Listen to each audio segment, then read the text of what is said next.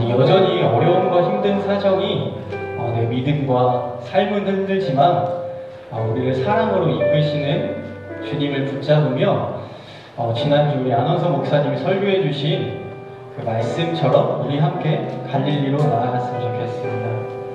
함께 찬양하며 주님께로 나아갑시다.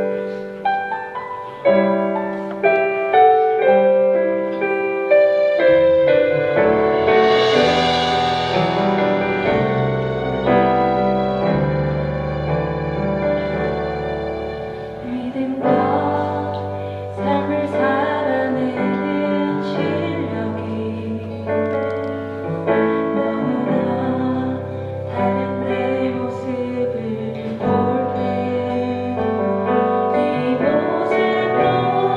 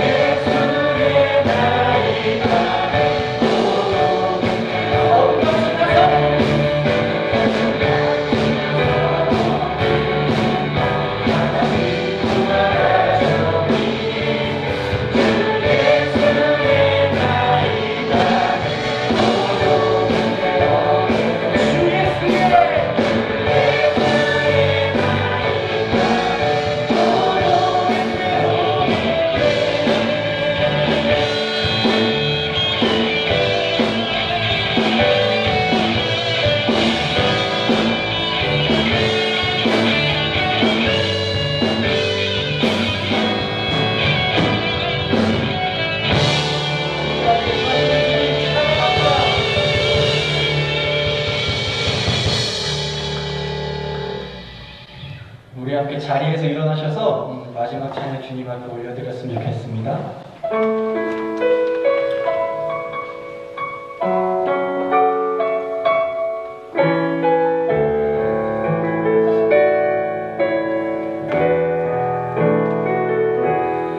우리 보좌 앞에 모였네. 함께 주를 찬양하며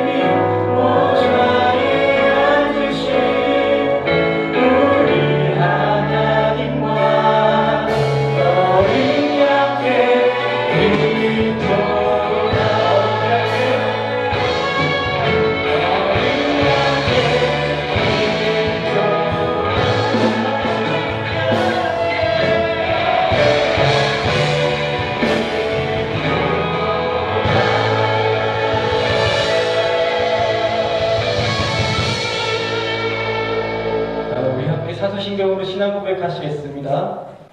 전능하사 천지를 만드신 하나님 아버지를 내가 믿사오며 그 외아들 우리 주 예수 그리스도를 믿사오니 이는 성령으로 잉태하사 동정녀 마리아에게 나시고 본디오 빌라도에게 고난을 받사 십자가에 못 박혀 죽으시고 장사한 지 사흘 만에 죽은 자 가운데서 다시 살아나시며 하늘에 오르사 전능하신 하나님 우편에 앉아 계시다가 저리로서 산자와 죽은 자를 심판하러 오시리라.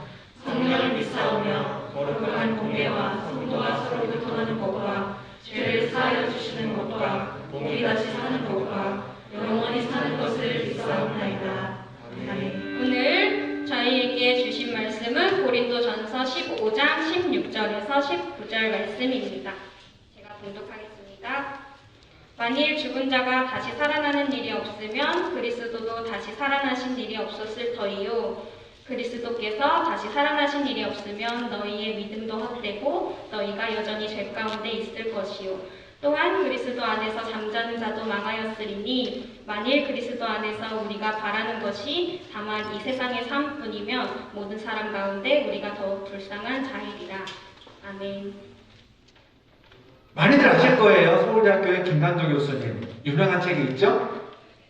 아프니까 청춘이다라는 책으로 유명해지신, 원래는 이제 소비자학과 쪽에 이제 경영, 마케팅 쪽 공부하시는 분이신데, 이분이 이제 책을 통해서 이 시대 사람들에게 필요한 물건을 세 가지를 이렇게 정의를 내렸습니다. 첫 번째, 시계입니다. 어떤 면에서 필요할까요? 요즘에는 다들 빨리빨리 정확한 시간에 부지런히 사는 게 미덕으로 여겨지는 때입니다. 요새는 이제 워라밸 분위기 때문에 조금 달라지고 있습니다만 산업화를 이루어온 이제 우리 상황은 열심히 부지런히 시간을 쪼개서 일하는 게 그게 이제 성공적으로 일하는 사람의 모습으로 여겨지는 상황이죠. 두 번째, 현대인에게 필요한 두 번째 물건, 나침반입니다. 이거 왜 필요할까요? 빨리빨리만 움직이는 게 아니라 빨리만 가다가 방향을 잃어버리지 않도록 내가 제대로 된 방향으로 가고 있나를 체크하기 위해서 필요한 게 나침반입니다.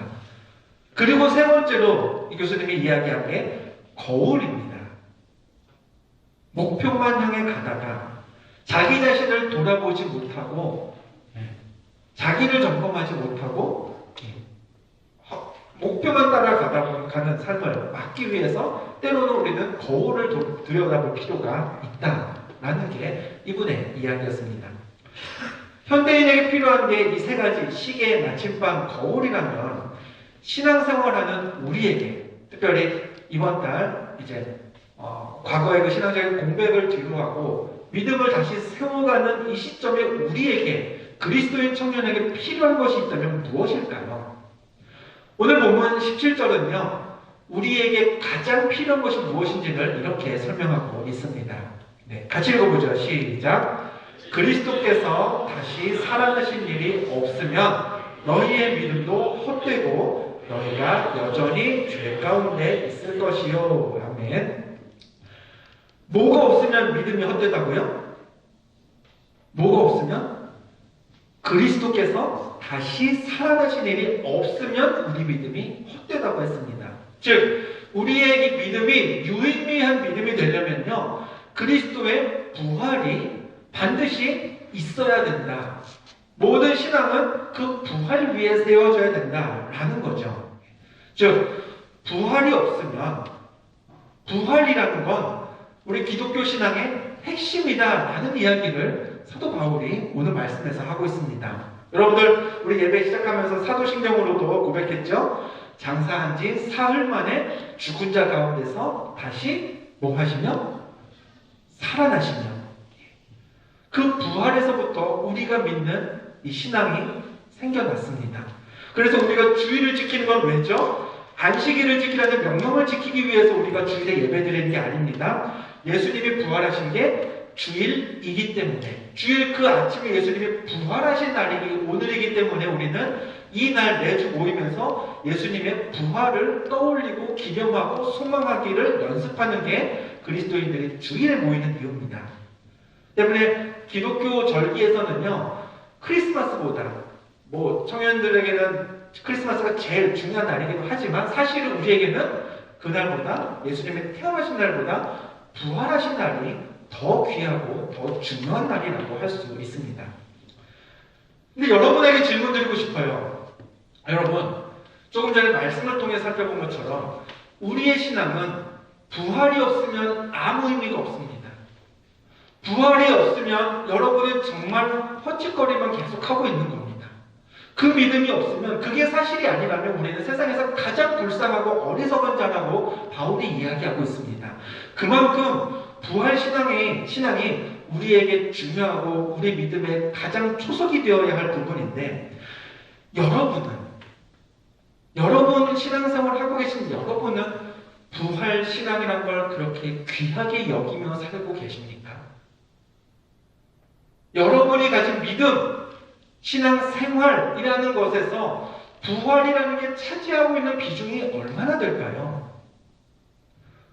우리는 부활이란 테마를 굉장히 제한적으로 접합니다. 언제 얘기하나요?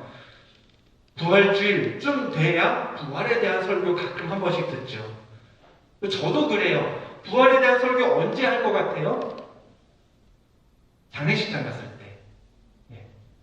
우리에게는 죽음이 끝이 아닙니다. 우리는 천국에 가서 다시 만날 수 있습니다. 하나님은 영원한 생명을 누리면서 세상의 삶 이후에 부활을 약속하셨습니다 라면서 죽음으로 인해 슬퍼하는 분들을 위로할 때 부활을 언급합니다. 만약에 여러분들이 새로 사업을 시작했어요. 이사를 갔어요. 신방을 받아요. 그런데 제가 여러분에게 말씀 전하기를 여러분, 암흑의 청년, 죽음이 끝이 아니에요. 우리는 영원히 살 수 있어요. 부활할 수 있어요 라고 전한다면 여러분은 무슨 저런 설교를, 저런 말씀을 하면서 상황에 어울리지 않는 말씀을 받았다라고 생각하실 거예요. 그만큼 우리는 부활이라는 것과 굉장히 거리감 있게 부활은 특정한 때에만 들어야 하는 메시지로 그렇게 신앙생활을 하는 경우가 많습니다. 똑같은 이야기예요. 부활은 특히나 청년의 시기에는 나하고는 그렇게 관계가 없다고 여기기가 쉽습니다. 대신 누구한테 어울리는 주제일까요? 이제 세상 오래도록 사신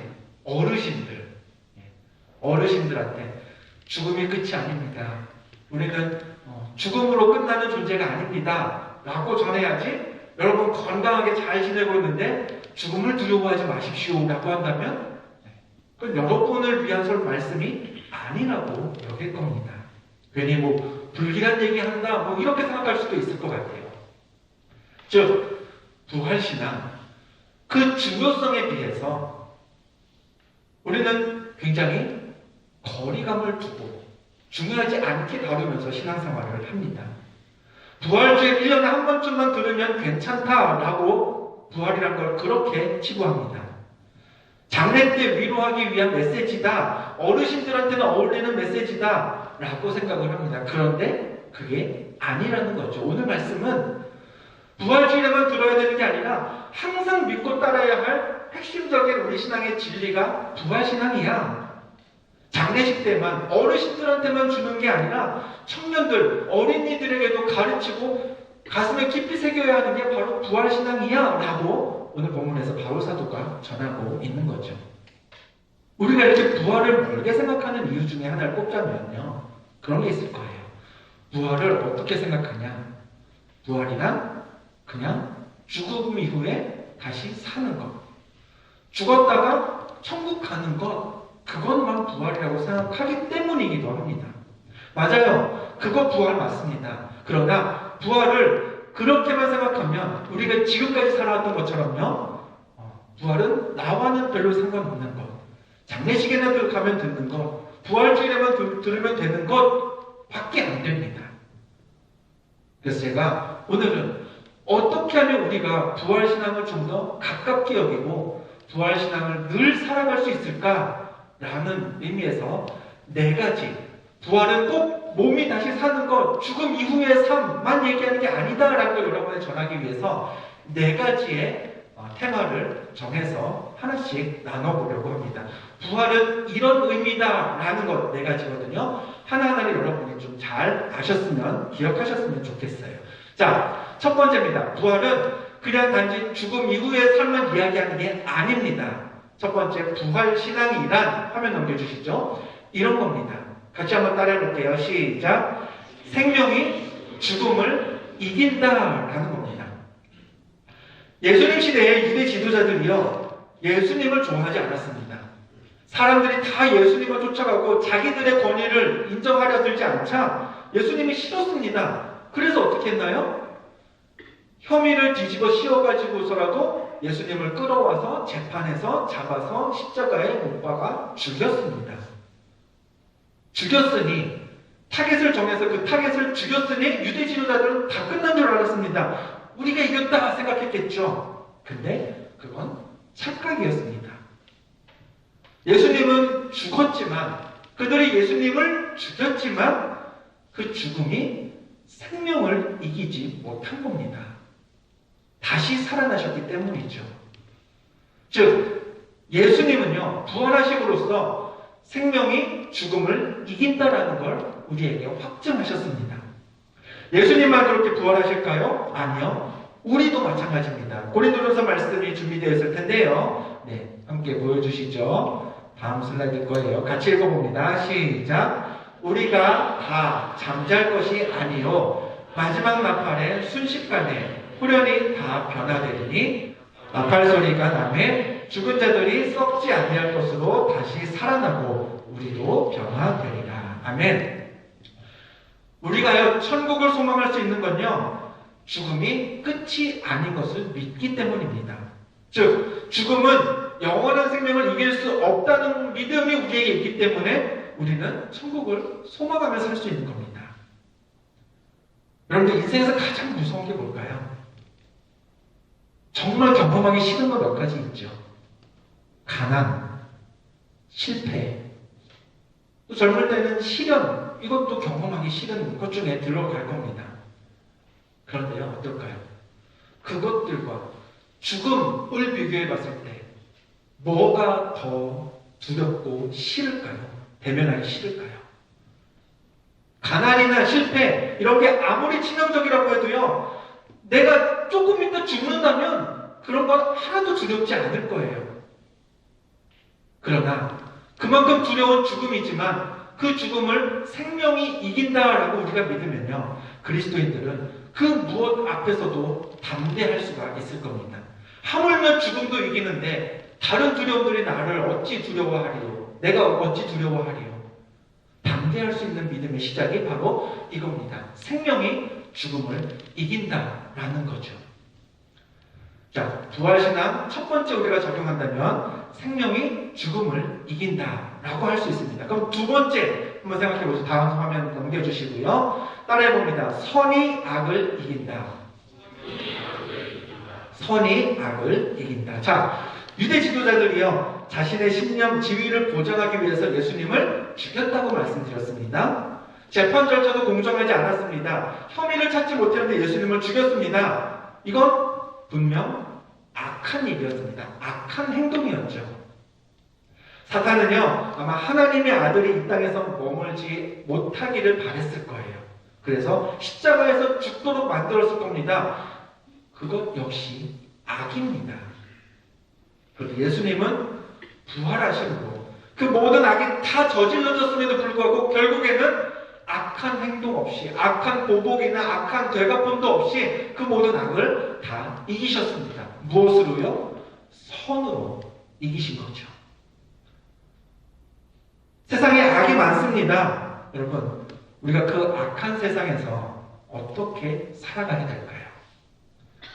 적절히 악한 면도 있어야 영리하게 세상을 사는 걸까요? 착하게 살면 어때요? 맨날 손해볼 것 같고 무시당하는 사람 될 것 같은 그런 생각들이 있죠. 그러나 우리는요, 부활신앙을 가진 우리는요, 선이 악을 이긴다는 걸 믿는 사람이어야 합니다. 지금 당장은 지고 있는 것 같아요. 예수님도 마찬가지였어요. 졌어요. 십자가에서 죽으셨어요. 그렇지만 그게 끝이 아니라 바로 3일 후에 이겨내셨기 때문에 우리의 신앙은요, 부활을 믿는 자는 선은 악을 어떠한 경우에도 이긴다라는 믿음이 있다는 걸 의미합니다. 이 믿음이 우리에게 있으면요, 여러분의 삶이 달라져야 합니다. 인생을 사는 관점도 달라져야 합니다. 사람을 대하는 태도도 마찬가지겠죠. 악을 악으로 갚지 않을 수 있습니다. 당장의 억울함, 고통, 고난 담대해져야 합니다. 그게 부활신앙의 힘인 거죠. 자, 부활신앙은 우리에게 이런 의미로도 됩니다. 세 번째 볼게요. 따라해봅니다. 사랑이, 자, 다시 한번, 사랑이 미움을 이긴다. 사랑이 미움을 이긴다는 겁니다. 요한복음 13장 1절 말씀 화면에 보이시죠? 제가 읽습니다. 유월절 전에 예수께서 자기가 세상을 떠나 아버지께로 돌아가실 때가 이른 줄 아시고 세상에 있는 자기 사람들을 사랑하시되 끝까지 사랑하시니라. 예수님이 누굴 사랑하셨다고요? 자기 사람들을. 예수님의 구원의 대상이 누구였죠? 예수님을 십자가에 못 박은 유대 지도자들은 아니고 예수님을 따랐던 제자들만 구원하신 후에 이 땅에 오셨나요? 아니요. 예수님이 말한 자기 사람들은 하나님이 만드신 하나님의 모든 피조물을 이야기합니다. 모든 사람이죠. 죄 있는 자들을 위해 이 땅에 오신 분이 예수님이십니다. 그 죄인들이 예수님을 죽였어도 예수님은 그들까지 끝까지 사랑하셨던 거죠. 그래서 누가 이겼나요? 예수님이 미워서 예수님을 죽여버린 이들이 이겼나요? 아니면 끝까지 사랑하신 예수님이 이기셨나요? 예수님이 이기셨습니다. 저희 큰아이가 초등학교 3학년입니다. 10살이죠. 예. 이제 한창 요새 온라인 수업을 학교에서 하다 보니까 노트북을 하나 안 던져줄 수가 없어요. 예. 노트북을 하면은 얘가 수업만 듣고 컴퓨터를 끌 리가 없죠. 예. 유튜브도 하고 네이버도 보고 이것저것 온라인 활동을 이제 막 시작하는 나이가 되었습니다. 근데 언제 전화가 왔어요, 저한테. 예.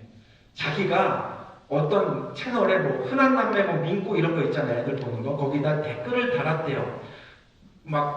초딩들 사이에서 댓글 1등으로 달면 내가 1등, 2등 이런 거 다는 시합 하더라고요. 그래서 언제 동영상 업로드 된지 시간 갖다가 자기 1등 단다고 접속하고 그러는데, 누가 3등인데 세 번째로 답을 달면서 1등이라고 자기가 1등 했다고 답을 달았대요. 그래서 저희 딸이 아니에요, 님 3등이에요 이렇게 달았겠죠.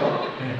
그랬더니 이 3등인데 1등이라고 단 사람이 제 딸한테 네가 뭔데 태클을 거냐면서 이렇게 욕을, 악플을 달기 시작하는 거죠. 예, 너 몇 살이냐부터 해가지고, 예, 본인은 중1이에요. 아무튼 그런데, 그러면서 이제 아빠 누가 나한테 이렇게 욕해 이러면서 저한테 전화가 왔어요. 예. 여러분, 그 온라인 생태계가 얼마나 악합니까? 얼마나 무법천지입니까? 그쵸? 예. 세상에서요, 누가 나한테 태클 걸면요, 세상은 그것보다 더 미워해 줍니다. 참고 이해해 주면 그걸 또 세상은 지는 것으로, 미련한 것으로 여길 경우가 많습니다. 그런데요, 부활신앙을 가진 그리스도인이라면요, 사랑이 미움을 이긴다라는 믿음이 있어야 합니다. 예수님이 그 믿음으로, 그 마음으로 부활하셨기 때문이죠. 미움받는 것으로부터 담대해질 수 있는 우리 MZ가 되었으면 좋겠어요. 그래서 세상에서 악을 악으로 갚는 사람들이 많아도 악을 선으로 갚을 수 있는, 사랑이 미움을 이긴다라는 믿음으로 행동할 수 있는 여러분이 다 되었으면 좋겠습니다. 아멘. 네 번째 정리입니다. 자, 부활신앙이란 건요, 이런 의미입니다. 따라해보죠. 진리가 거짓을 이긴다. 세상 사람들이요, 다 거짓말 합니다. 거기에는 우리도 포함되어 있습니다. 왜 거짓말 할까요? 자기를 보호하려고 하기도 하죠. 또 혹은 남을 해하려고 하는 거짓말도 있습니다. 예수님이요, 왜 십자가를 지셨을까요? 표면적으로 보면 유대 지도자들이 네가 정말 하나님의 아들이냐, 어떻게 그렇게 신성모독적인 이야기를 할 수 있느냐라면서 재판을 했습니다. 그 얘기 즉슨 예수님이 나는 하나님의 아들이 아닙니다 라고 한 번만 시인했으면 죽음을 면할 수도 있었던 게 예수님의 상황이었습니다. 근데 예수님은 절대로 거기에 아니다라는 이야기를 하지 않으셨습니다. 차라리 침묵하셨고요. 물었을 때 네가 말하였도다 라면서 그 말이 맞다라고 이야기하셨습니다. 예수님은 진실을 무르지 않으셨습니다. 그 진실 때문에 십자가를 짓는 한이 있어도 그 진실을 지키셨고요. 그래서 죽으셨고 그걸로 다 진 것처럼 끝난 것처럼 보였지만 다시 부활하심으로써 진실이 이긴다는 걸 보여주셨습니다. 그러므로 부활신앙을 믿는 우리는요, 거짓으로 잠깐의 위기는 모면할 수 있겠지만 그러나 정말 승리는 진실을 지키는 자에게 돌아온다라는 믿음이 있어야 하는 사람들입니다. 정리하겠습니다. 부활신앙, 예수 믿으면 죽어도 다시 살아, 천국에 갈 수 있어, 영원한 생명을 누려, 이게 끝이 아닙니다. 그게 맞는 이야기이긴 하지만 그게 전부는 아닙니다. 무엇으로 생각할 수 있어야 된다고요? 첫 번째, 생명이 죽음을 이긴다. 두 번째, 선이 악을 이긴다. 세 번째, 사랑이 미움을 이긴다. 네 번째, 진리가 거짓을 이긴다. 자, 이 네 가지 원리를요, 세상과 가치관이 달라질 수 있는, 사람을 대하는 태도가 달라질 수 있는, 모두가 두려워하고 모두가 두려워해도요, 그 일에 대해서 담대할 수 있는 우리 MZ 청년들이, 여러분들이 되었으면 좋겠습니다. 그게 부활신앙의 힘입니다. 그렇게 살아야 하는 게 부활신앙을 가진 우리의 삶이기 때문에 부활신앙이라는 건요, 장례식 때만 해서 되는 이야기도 아니고 어르신들한테만 전해야 되는 얘기가 아닌 겁니다. 네 가지나 말씀드렸죠? 기억하기 어려울 수도 있습니다. 그래서 제가 정리해드린 네 가지의 앞글자만 따면 어떻게 되죠? 생명이 죽음을 이긴다. 선이 악을 이긴다. 사랑이 미움을 이긴다. 진리가 거짓을 이긴다. 네 가지의 앞글자만 따면 간단합니다. 생선, 사진이 되겠죠. 지금 우리가 예배하고 있는 주제는 리셋입니다. 여러분들 뭘 다시 세팅해야 된다고 제가 계속 말씀드리고 있나요? 오늘은 이겁니다. 기독교의 핵심, 우리가 가진 믿음의 가장 중요한 내용, 부활 신앙을 우리가 가장 먼저 회복해야 할 겁니다. 그리스도인이라는 사람들은요, 믿음의 사람입니다. 오늘 이후에 누군가가 여러분한테 그 예수님 믿어? 라고 하면 그럼 믿지 라고 하겠죠. 근데 우리가 믿는 건요, 예수님이 이 땅에 존재하셨다? 그것만 믿는 게 아닙니다. 여러분에게 예수님을 믿는다라는 게 무엇을 의미하나요? 누군가가 또 물어볼 수 있을 겁니다. 그걸 뭘 믿는데? 네가 믿는 게 뭔데? 라고 얘기한다면요, 여러분 그런 질문 받으실 때 오늘 생선 사진 하나만 떠올리시면 좋을 것 같아요. 내가 뭘 믿냐면은 나는 생명이 죽음을 이긴다는 걸 믿어. 나는 선이 악을 이긴다는 걸 믿어. 나는 사랑이 미움을 이긴다는 걸 믿어. 나는 진리가 거짓을 이긴다는 걸 믿어. 그 믿음은 다 예수님이 부활하셨기 때문에 내가 믿을 수 있는 거야. 나는 부활신앙을 가진 사람이야 라고 여러분의 믿음을 간단히 요약할 수 있는 게 이 생선사진이 될 겁니다. 기억하시고요. 여러분 스스로도 정립하셨으면 좋겠어요. 내가 뭘 믿지? 그냥 하나님이 계시다는 거? 예수님이 하나님의 아들로 이 땅에 오셨다가 죽었다가 부활하셨다는 거? 그건 우리의 믿음이 그냥 지식적인 측면에서 끝날 수밖에 없는 이야기일 겁니다. 여러분이 믿는 것, 이 네 가지가 반드시 포함되어야 합니다. 그리고 그 네 가지는 모두 다 예수님의 부활신앙에서 비롯되었음을 기억하면서요, 오늘 말씀드린 네 가지, 생명이 이긴다는 것, 선이 이긴다는 것, 사랑이 이긴다는 것, 진리가 이긴다는 것, 그 믿음 가지고 세상에서 담대하게, 세상이 두려워하는 것조차도 담대하게 이겨낼 수 있는 우리 청년들이 다 되시기를 주님의 이름으로 간절히 축원드립니다. 하나님, 부활신앙 그저 부활절이나 아니면 장례식장에서 듣는 메시지인 줄 알았는데 그리스도인 청년으로 살아가기 위해 늘 기억해야 할 삶의 지침임을 깨닫습니다. 생명이 죽음을, 선이 악을, 사랑이 미움을, 진리가 거짓을 이김을 확실히 믿으면서 세상에서 낙심하지 않고 두려워하지 않고 부활신앙으로 무장하며 하루하루를 살아가는 우리 청년들 다 되게 하여 주옵소서. 예물드린 청년들이 있습니다. 부활을 믿는 저들이 하나님께 드릴 이 예물들 쓰이는 곳마다 부활의 신앙이 더욱더 퍼져나가게 하여 주옵소서. 그 예물을 쓰이는 곳에서 생명이 살아나는 역사가 있게 하옵소서. 이제 우리를 구원하신 예수 그리스도의 은혜와 아버지 하나님의 사랑과 성령의 유지하심이 부활신앙으로 무장하여 이제 부활을 믿지 못하는 세상으로 나아가 생명이, 선이, 사랑이, 진리가 이김을 증명하는 살아갈 내 청년들의 머리 위에 지금부터 영원토록 함께 하시기를 간절히 축원하옵나이다.